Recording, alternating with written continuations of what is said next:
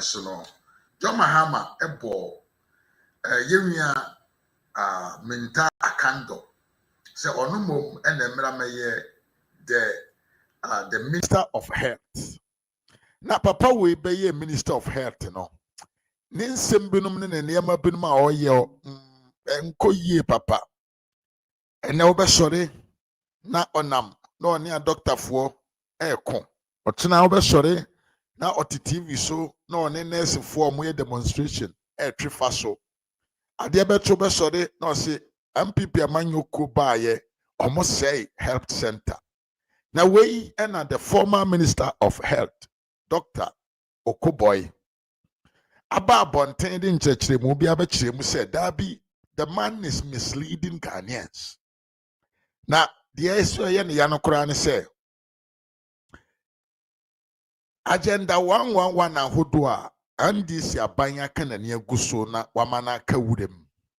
Na wayi nani say onye ho adwuma because o see obehia 4.5 billion Ghana cedis dollars and na watimi complete adwuma no eno de akura na Dr. Kubo say hanopa because your doctor MPP ni former minister chere say ba bia na ya pempem so akodru no na aka kakra bi 20% bi any 30% bi na nka about 30 of this agenda 111 project no enke betima wie ni nyina enti se wa ba aban mu na actually you are here to create something good for your people. The first thing you do, and say you go on the health center. Nanka wa solve sa abandoned project and nanka wa finishing in our bet. Yewura Okuboy si ohuni said the NDC is beating around the bush.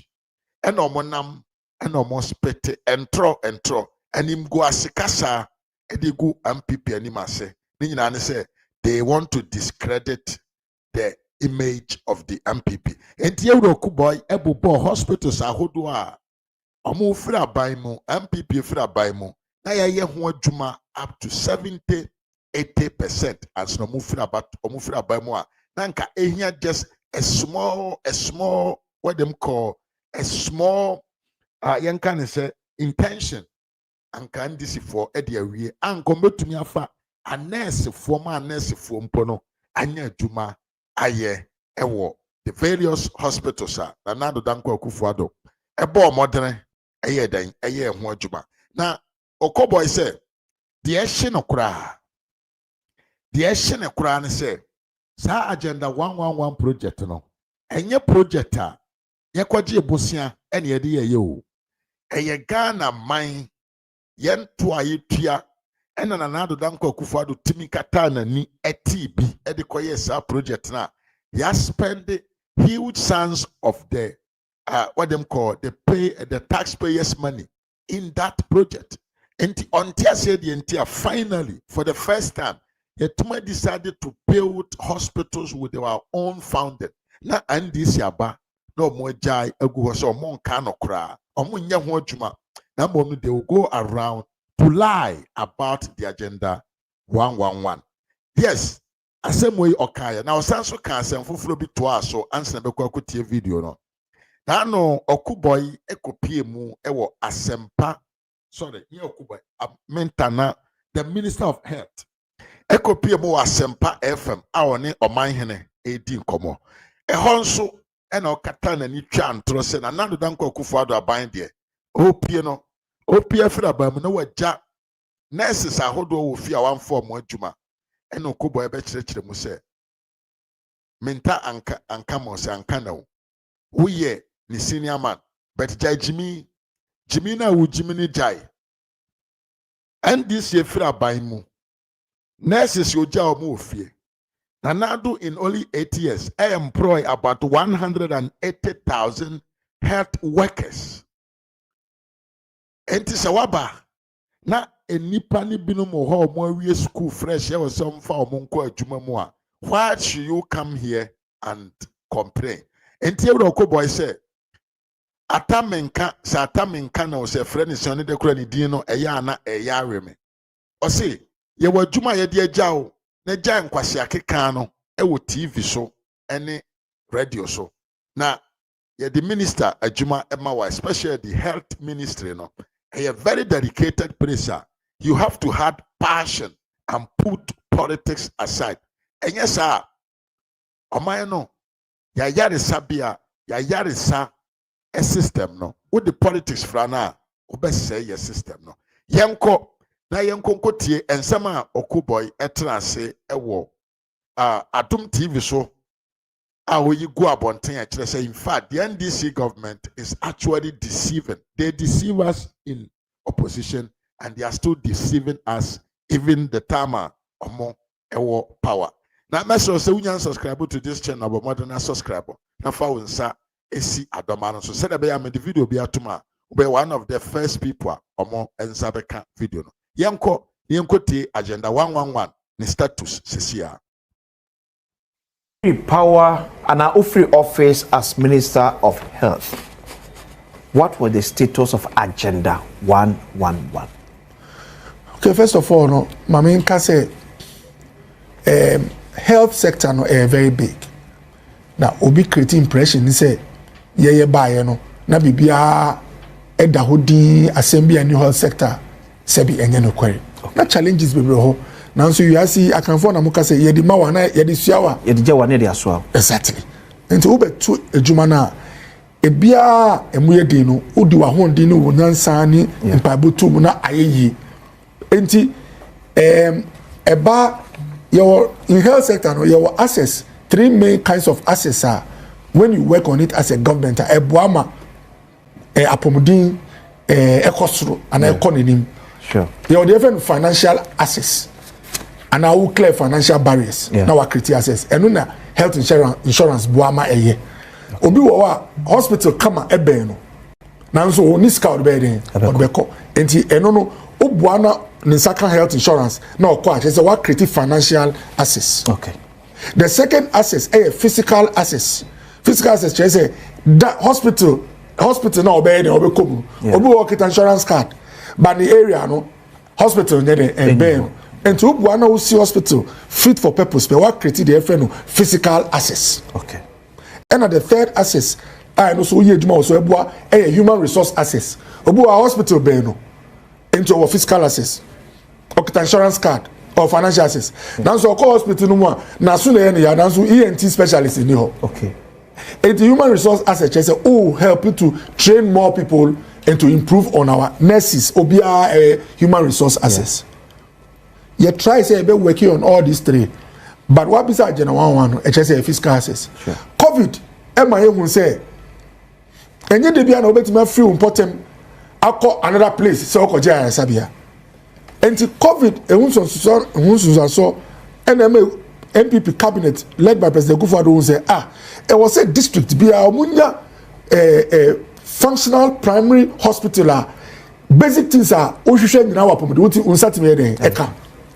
And quickly, no, your assessment of the whole Ghana, and I will say there were about 100 and in fact there were about 88 districts were Ghana. Okay. No more need proper fit for purpose district hospital. Oh, district hospital crowd will be 3-bedroom house. And I had the chassis, and I had the ward back could be pian in chain, and I feel the FM district hospital. Long and short, and say, I buy a bold say, or cover up close to that gap by building over 111 health facilities. Okay. Now, Aban Shas, you know, one kojilo, and for Benjamin Kaimu say, Agenda 111 be a own Ghana no, ya futua, ye jiwa ya ho, Bofobeka said, Government of Ghana yes, funded project. Yes. Okay. Petroleum receipts, Ayedima Ghana, taxes Ayeji, and a President Kufuor can say, and yet they be no brony and Bema Eska. Ama yedi asidan ama ya koboka yesu yedi ahon di ebeye. Okay. So APP free aban mu no na out of 111 no na 100 sites and active just say na ejuma be yedi koso. Okay. 100 sites and out of the 111. Yes. It's not 11 there and won't touch it. In fact na 11 I didn't move from 11 to 14 e no yedi Karaga ebe kan first no munim the Manshia, and I think in Kraza, some 3 places. Okay. And Agenda 114 actually. Oh, okay. So now 100 are active, 14 are active. Okay. Out of the 100, no, is there 30 na across 70%. 30 of the 100. Yes. Now, no list no obi a o hwe me no sa 30 no me bokro ni di a che say na o kan na the enti am I very interested in the 30 ni say anka yan sisa aban and MPP na ti so ansia anka 30 communities na me ka we nyina ban na anka ya wi omo agenda 11 enye transition say bi obi bia nyame na ye timi nka say nyame ye mfunso but point am ye ni say to me na wondi ni na edisha agenda 11 anka insaya ba anka by now ye kasai all these 30 places are general member no na anka ye wi na o say 30 across 70%. As at the time I hand over in transition meetings. So across 70% in infrastructure wise, and I say making it a full hospital. In fact, across 70% in terms of all the civil works, in terms of all the building machines in there. Within a week or two, it's me the shame. In fact, your commission 3 are the machine shame. Okay. And the top percentage works now is the structure itself. Okay. Now, me send you a few of the videos. Yeah. The videos Who be more mobile. Oko Afransi ewo Gomua Central. Omo de no 82.2%. As of the time when free power. Yes, 82. Oko Barikesia ewo Echuma Wabiaja enu 74.9%. That's 75%. Achim Straight Road, Brim South 75.6%. Ewutu Breku Central Region 72.9. Obi a tell me from this place, let me catch you with the air course. Himai ewo for Himai Lower Dentra now crosses 76.6. Manso ewo Asene Manso Akroso District 71%. In Poho Western Region 75%. Okay. In Saba Agona East Central Region 71%. In Shaim Chichirure Asin South 77. Ofuansi ewo Eastern Region 71. Abomosu Eastern Region 91. Enti uko Atimpoku Agenda 111 Esu Ajaman Deputy Finance Minister. Okay. Honorable Ampim Miami Senior Wotek. Yeah. Ni krom ebisi ho akan rem. Esu Ajaman Sege for that and na edu ne percentage be say. Deputy Finance Minister ni de no. Yeah. 72.5%. Move free power. Yes. Okay. So to almost 71. Pram Ningo Pram. Miami Nwa Sam George. Okay. 74%. Okay. Now Sam George there only there almost done. KJB Otifo there Makuma ewo mo because omo ye new regional omo here help. Oti 73% ewo KJB akan rem. Pasa eno so woti eno so 72% akan rem. Garu there 88. There's a modu finish line na. Okay. Yeah, free power. Paga 73. San ewo Mion district 79%, almost 80% down. Yagaba 76. Avedakpa Volta region anopa mi chawo 80%. Ewo afe Dakpa ewo Akachi North district. Beve South Dai Volta region 73%. Tamale 70%. Adansi Asokwa 72%. Buaman Efijakwa Abre North district 78%. Okay. Mankranso now me say we are mebon de yewie the machines bi a shemu so at 3 years last 3 years machine bi bia akonua doctor de be ye juma obi ensu e ba bibia ye di quota afemu bibia set ansana aban we eba enu e Bokro. Okay. E wa Hunter Western region. Okay. Omo tie me from Bokro o metima frɛ commission e na ye kasai obi anfa de sankan ya janisa ene ho trade ewo etuma komoma Ashanti region ya commission enani ochira se aban no pese on use a eno ase wa catch Ghana Health Service Director General say per doctor bi an ni yedi penesis kakra normally ye operationalize hospital starting for OPD. Okay. Na ho no o hwe obi malaria kakra na lab no why malaria test na wa say machine ni ejuma ekọ enim kakra bi after 1 month na after the one juniper to ho. Okay. Sata na one nsuo a yetimi de sinu so. Na wo hwe say ward no so kosen ye wo de edi ma mu tea. Nsuo no le o free ward na after the why operation bi kakra ebi a hernia bi now they are testing machines now within 6 months we will now hospital no afa abi enti na adibako a mi sre nyame a enu nti a master t advocacy we say Ghana buying at the sika no so $347 million eno na MPP are buying President Kufuor are buying any two contractors after as at the time I free power $347 million for all the all the 100 projects. Yes. Now, who convert here interbank rate before I hand you over now about 40 billion. Who multiply 4.8 billion Ghana cedis. Say I'm share here. Skawe na ebeko form. Now, who say Ghana ankasa na oman no eya misu na oman no esa abon pa ma oman. Sometimes yema politics no ma nyama kase free ensem.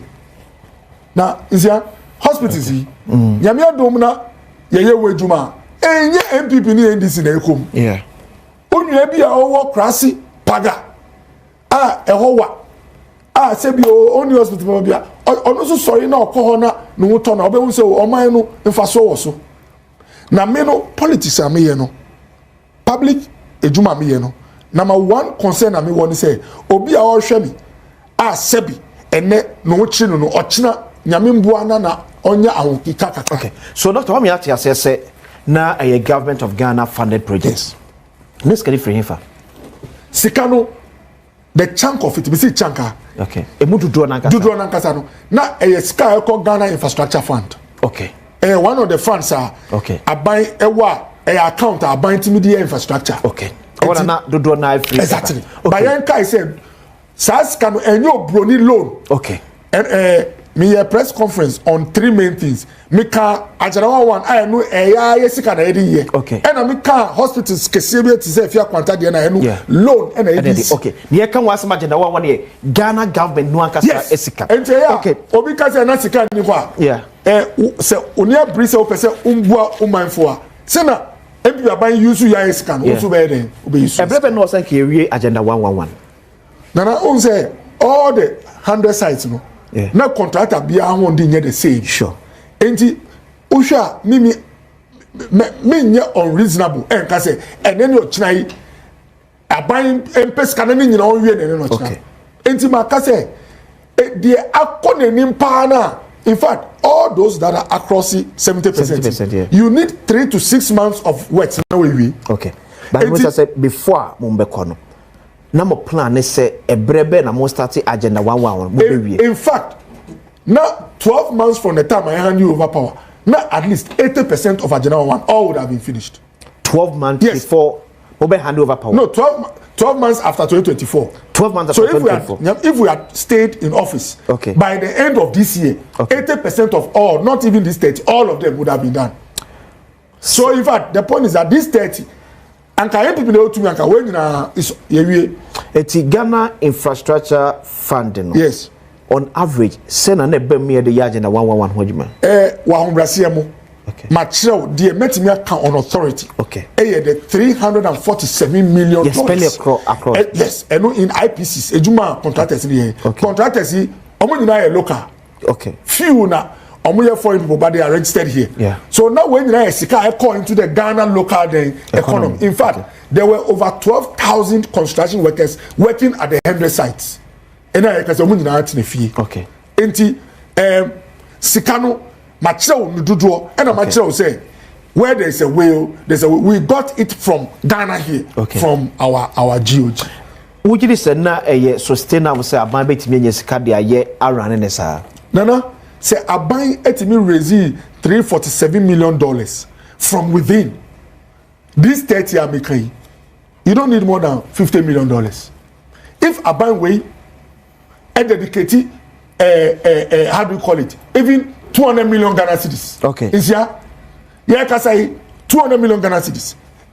Obetimi I 15 to 20 of these facilities. Okay. On say we are see share or how be that we need no or how we send a sui me tiada.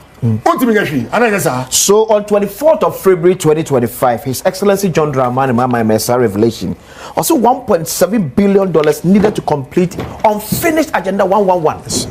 But you see, o kan sa na it say oh ade no so enti mekoda point am here ni say 1.7 billion no yeah instead of 1.7 billion onya even $50 million ebi ebeko enti we are see yes ye the jawa and I the shower say na mo kan no start from somewhere. You see, maybe a man, say, if Samu you saw $300 million yes. for the whole 100 site to be active, near $1.7 billion to complete the year, then it means, as one should engage maybe out. Oh, now $347 million. Yes.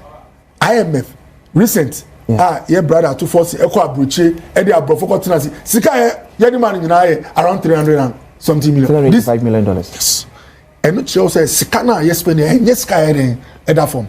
But you see, Adia Esono Obi Shasi Kakra. Okay. And although you say the amount you need was big, Kakara within 2-year period of a general one, we were able to raise $347 million. Okay. If every year of John Mahama would emphasize say His Excellency John Mahama, in 4 years now, or no to me raise even $347 million. At least 40 to 50 of a general one will go. Now, by I consider a PPP arrangement. I was saying you're careful, Kakra. Okay. Based on the type of PPP, me, Dr. Koboy, I can say that, okay, maybe there's a reason. Some of the places now I started at general one. And the places are SEBI, economic activity now almost like a same ever form. Okay. SEBI. Oti ebia obi wa say be 1,000 Ghana cedis da. Yeah. Odi ko ye PPP private person you see private public partnership. Chese odi ni sika be shem ama ochina no wa san ye sure say ni sika no obeti na ye den. Abenya. Okay. Na nsia say be odi hospital ko sika jebi obi o wa ntos na oton the whole year sika ba ni say 500 Ghana. Na hospital a o ko no private person odi ni sika to no do OPD na ka say okita insurance. Nanzo wey for 200 Ghana cedi ba one share 200 nti na wasande chi okoye bibiduro ocha na wato enti aban misre anka president Kufuor mpese obeye dwumadin $347 million yeah anka on fan shem unim do obeye private businessmen say agena on hwe site a ope na on fa osika eden ko shem enti point am here ni say offer a few of the hospitals now we can say okay hospital ha no me the renal center unse Ghana ebi a kidney or form a specialist all the general one 80% of your kidney into who call her there boaba won kakra sebi the obi be call India no say ye wo ho a metiase okay and it's a government converting some of the facilities to specialist facilities okay and no private person ba mean kasa bebre. What was this challenge between Wone, the Ashanti regional minister, on Asante Mantema Agenda 111 project? Oh, me who say I reported on social media. Meaning say Okasa, but it was reported. Me can say or see or my way Agenda 111 means Ashanti region. Yeah. Me tea no makuma tu kakra because me records say aban we buy no on farm 1 Ghana cedi and share Agenda 111. Yes, and on record. On record. Oh, what me say 1 cedi has not been paid 1 Ghana to any of the contractors here at General 1.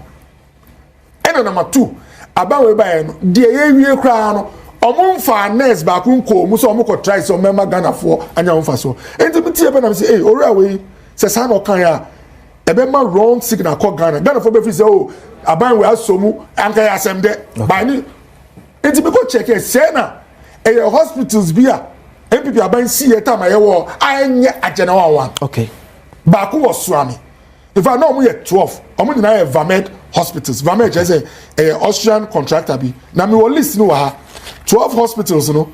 In fact, 12 hospitals. Omo Jumapo, Kwabeng, Nkwetia, Edukrom, Achiasi, Suame, Drobonsu, Sabronum, Chidie, Masun Kwanta, Mim, and Akpon Katamanso. Okay. And the same design. In a Vamed project yes, 40.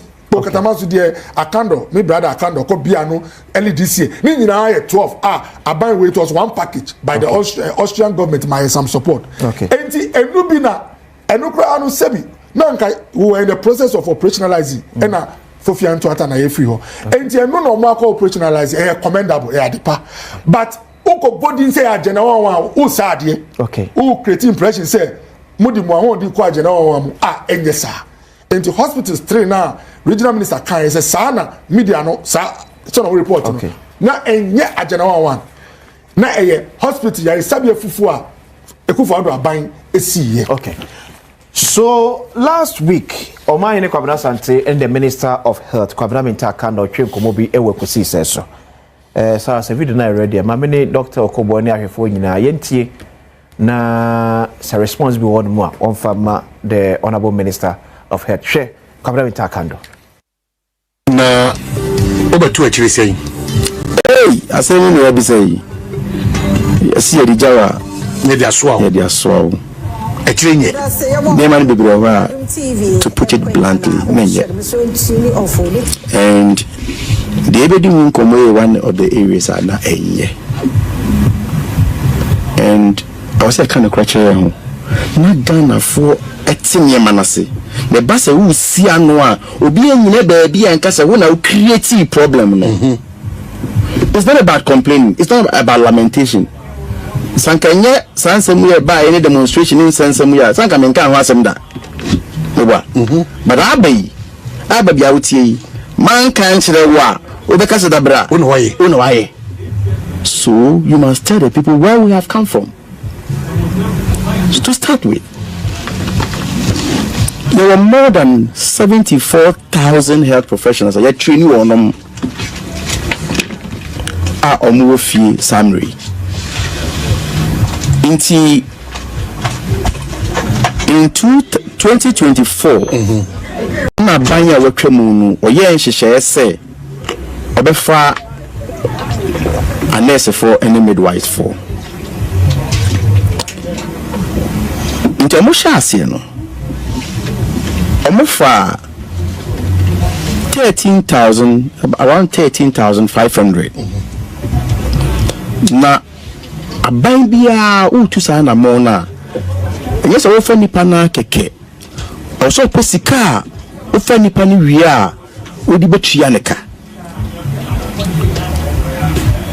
nti na wo so mo pe bibia friend of financial clearance che nyina ne se si e ka se ye be fa Kwabena ye be fa wadwuma in let's say June, from June to December will clearance on about 31st December 2024 as a chairman say before say clearance the no I will say you do to pay rules so okay and say a we are do to so enye okay enti eboaso ha enti ene yenya financial clearance say me Dominic Obi we ye de mo kwa kopim December ewe ye by December ewe ye no as he left him ko ye payroll no so na ewu wie dia na me ye be kan wasema enye papa enye adwuma enye valid je ma ofoforo okay atwati wase okay in financial clearance when ewu ye no yenye babon January 2025 somewhere no so no ya recruit a nurse for nyina midwife for nyina wie bi ma sha o madwumase nti as at that time no na nipa ba kokoro ni wa na to pay ro bia so patwati ahwase mo ye adwuma wo because of a bra mo buy no all those engagements had been done already yentraso na ye buy no ye beto sa situation no there were two options. Okay. Eti enkomotwe a Omayene Kwabena Sante ene the Minister of Health. Honorable Kwabena Minta Akando etwetwe ye ewe kosi so na ya bobi amamo etie doctor. So nipa obedi wa de say ni odija na nye. Oh, Honorable Akando me senior brother. Enti the mechanic say na me kan no ye de jawa. E wo say Kasandorso. E wo say we juma no na onfa wa attention de enkoso. MPP ba power. Na problems be in health sector. Okay. But sebi yamfa yankokrom enye didi bebre. In fact, me check your records no between 2017 and 2024. The number of people are Ekufuado are buying fire about 180,000. health sector. Yes, in the health sector. Between 2017 yes. to 2024. Yes, in fact, Akufo-Addo employed 180,000 health workers. Health workers. Yes, I have all the breakdown. I'll send it to you. Enti enye kasa bebre. Na oni say na ekono. Ena ye kasa nurses are aban form. Ebi a last batch aban form ye ebi a 2021. It say next time aban ba fa public nurses no. Ebe 2022. Sure. Ube fa de oye ni say we check with nurses and midwifery council. Says that 2022 badge no. Omo na ma ya he. That year the whole can train ahi. So omo ka tell some training 20,000 nurses. Untimi ma financial clearance for 10,000. Okay. Because untimi farmer enja akosua. Yeah. Enti aban seek clearance you seek clearance for the whole batch. Okay. Enti say 15,000 na your brother account okano. That was the financial clearance for the year na ye ba beji no. Okay. Enti process no so enye dakru na ye wie anabusu na ye wie. It's a process. Obe try to Ghana service. No try to regional directors. Say mo starting register nurses no. Omo de omo card be call ya verify omo pin. A take process and say omo do controller. Enti answer na NDC ba no na ya onboard some of them. The 15,000. Yes. Send them on board here. Oh, I think about 6,000 or so. One board is 6,000. Yes. Your multi salary. Yes. Oh, I can't know because about 7,000 were taking salary out of the 50. Yeah. And at the Akano, and na omo call agitation. Okay. So I think when this government came, I didn't call it so some freeze be sort of say omo agitating like they are auditing things. Into my process, no. Yes. Okay. Omo slow down process anka dede we are eating na enye dey ensi. Ena sebio every year no your mark clearance are clear one particular batch. Also be na clearance am na I expire. Oh, sa kasa no. Wa ombrase mu technical kasa. On say your mark clearance for 15,000. Yeah. Na who on body omo odi omo hye so na December twemu ye ka say budget aban budget no ready yeah. Okache o say I expire the next year no dey all kind be expire okasa so that on fa be nchichi no kon. Okay. But some of them are item 1 just say like compensation no. Normally no you move it to the next budget. And this year say you ma 15,000 na just 6-7,000. Finance minister no himself automatically no omo na omo wo last year 15,000 they are still being onboarded into the following year. Okay. And I think education minister yeah senior brother Haruna Idrisu e can be gofa dream ko or see a fair cabinet meeting am I catch on about 240 say on your environment. Okay. The word environment in the public service just say e sika e da order da anka wo ko e bibi fufuo o moving no e dey betu our workers. Okay. Then e say if they had prioritized compensation they would have had the money to pay them. Kasa de ni nyina ma. Akayemba. Enti the kanu obi transition process no obi ni na ama I don't even blame Akando Sebi. Okay. BBI financial ministry. Enti finance ministry no enye jana eso ye na anka teachers ni listen na anka wan anka yanji won. In fact, ajana wan kra me kai me senior brother Akando. Largely no on to me biasa. Okay. It's largely decided by Atuforcing and to some extent cabinet. Me see cabinet president Omani Nidom. Yeah. Enti say you know I am what honorable Akando and me ma advice to anyone who goes to health ministry me can be say nipa I was saying me mboa na kuma no on touch ma the finance minister. Okay. Enti nsia agena 101 ena we health workers in yamano say na me kan Akufo-Addo G if you add the 6-7,000 that were employed before we they came. Okay. A total of about 180,000. Some of them are AGN no mu training AVA under NDC by na be GM. And I didn't say oh G obi ejuma untimi njai obi awa year 2021 OTF and 2023. Yeah. Enti ene say omo power na nyama sisa omo wie under them yes you are very. And am ko bull general hospital gu ya bra na muniska. Oh, it's say la general no me ejuma o ansa na me call pilot.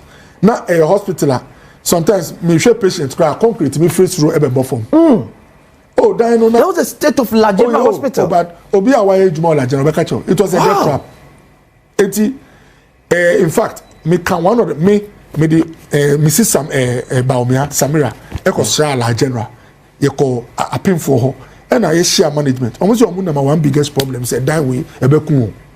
So I was the one who sent a message to Ajima Menu, our minister. Okay. Now, yeah, structural audit and an audit just I said Daniel Yembubu. Enti Akufo-Addo aban before obubu no or the Chinese partners etna ase for a bilateral arrangement loan Okay.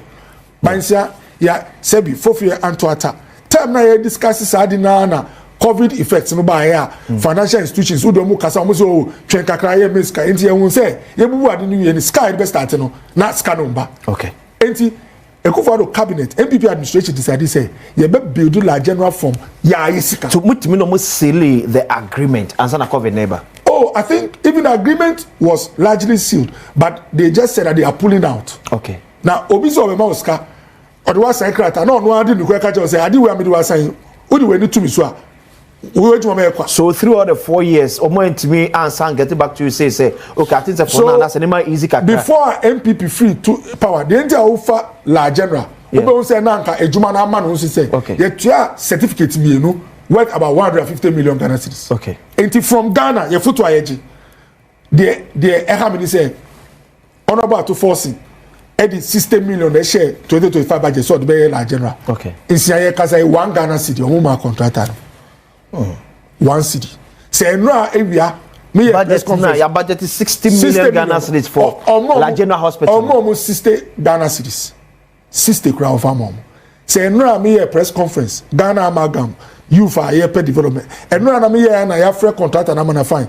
But here kasa for the past 8 to 10 months you know contractors workers in obi a ofie.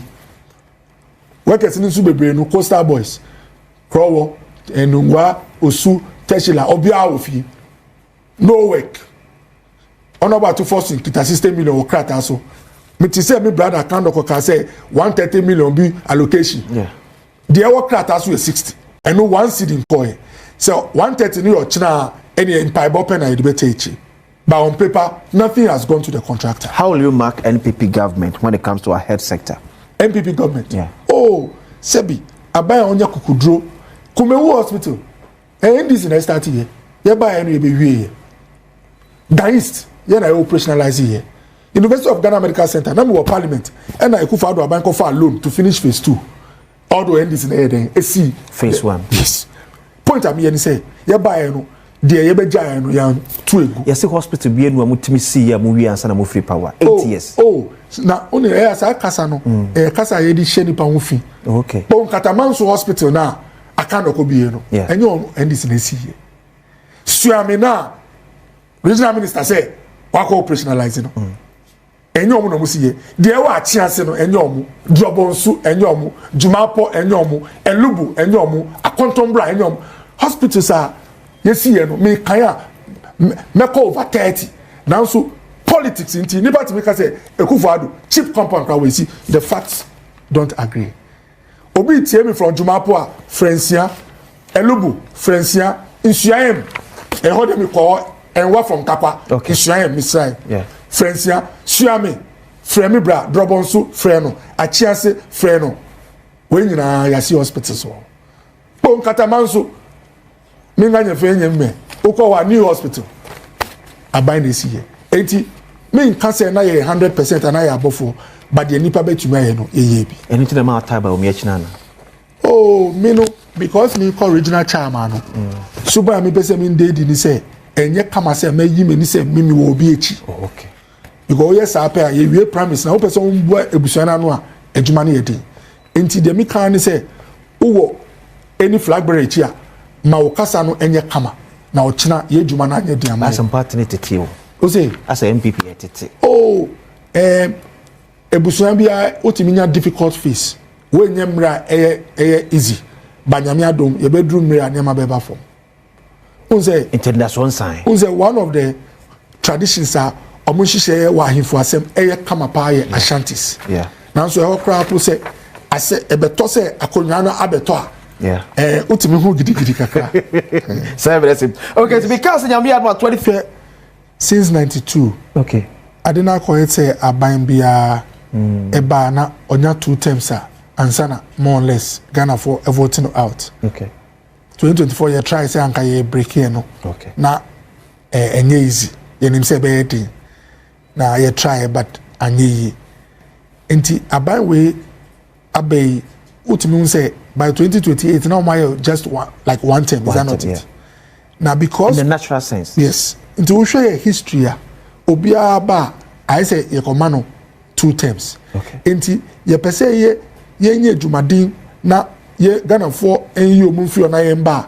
It means we have to do extra work. But what I say, I'm looking at the history and what I want to happen. Yeah. And so bit now I say MPP coming to power 2028 at the former but looking at the disappointment among Ghana for be fair more to about over 1.7 million against our party. Say me kasa na mekano. Uti me man kase easy say beba o. Sure. Me dani kasa ni say obi rather kase ye ba no be emra enya ade. But me no me science me science background. Yeah.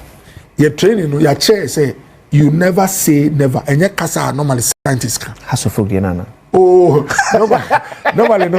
Yeah, kasa. Enti obi so MPP ntimi mbada. Ebi so meka chen say enya kasa ye kan. Okay. Unya nyame. And so nya possible. Yes. So the here ni say hweniama oya wo former ebetimi increase your chances. Okay. Na oya saa de no ho adwuma ebia nyame de nhira kuso a obetimi ba. Amon kai say 2016 vote dudu a President Muhammad lose election. Ye kan wo Ghana nyina say ye hu bi da nsiamenim say okaya. Yeah. In fact, ye bi crowd edi 3 and this is a party na egu ewiano no nanso kakra omo building ye omo hwe omo mistakes ema by 2024 no na ade na akwa say de obi share this attire kra na ne vim e was soro compared to other parties enti inside the meka say ejumadin emre ena adom na be kire ejumadin ya be emre any adom campaign e course do ne dey kire kakra. Oh yes. Yes civil. Oh say enye obia na ne kasa no enye na even football yeah boy only say you show bi card. Yeah. Obi otimi twa ne nua kakra. Ya man yellow. Na ya man yellow. Obi so say bi me man red. But enye obia otwa na okita adwenboni. Ebi in the heat of the moment. Enti I prepare there say yeah pe bibi no. Say in fact ukra bia wo be frame say doctor den na corner omo nyina yes asofo ye tissue obi antwe ni nua enti nipa ho ye ahomti kakra Okay. Enti me nyo obi a me kasa basabasa ana me kasa etiobi Okay. nanso sometimes na ba say pre lenjokuku say onim say me ye campaign mitimi ka che me nkofo no say MP na aye wo no say on time places and company ama. Okay. On time kasa on kikano. Lejokuku MP no. Yes. But onim say we kura me kan e bi mu ka say me yiye no. Enti politics say no adikura we bi obeka enye. Yeah. We obi betima fa ne say wa share Fantino kasa wa share obi aroba. Okay. Enti the point is that all the supporters of the candidates should try as much as on met to me na kasano hit no nye den emba from. Yes. So yam say man for quick messages be ewa asemo. I'm for saying can be online but we dem fan cheme. Maybe that's one is up. We see akwasi Dr. Bernard Okobo is not answering your questions. He's only using his medical background to smear. So I was find out from Dr. Okobo what happened to La Polyclinic. He should tell us. Imano Fori. Cephas now. Please put call line on. He's telling lies. Concern agenda 111 at Sotium. 72%. My house is opposite the agenda 111. It's about 45%, not 72%. I can do video and send it to you now. Send a video. I don't know why I send a video. Okay, so Cephas now. And so Dr. Benakobo is okay. Go and organize your party. Your party is going down. Go and organize your party. So Chure Ado. And so that question, please let's call in. We want to question Dr. Okobo on how they handle. Okay, a lot of messages. But the doctor, you better start paying. That's it. So and I'm that's his pass. One more one calling. Ni nyina ye Ghana nkoso na ehwehwe. De ma be kan wa nyina kro we amabɔ no menti ho.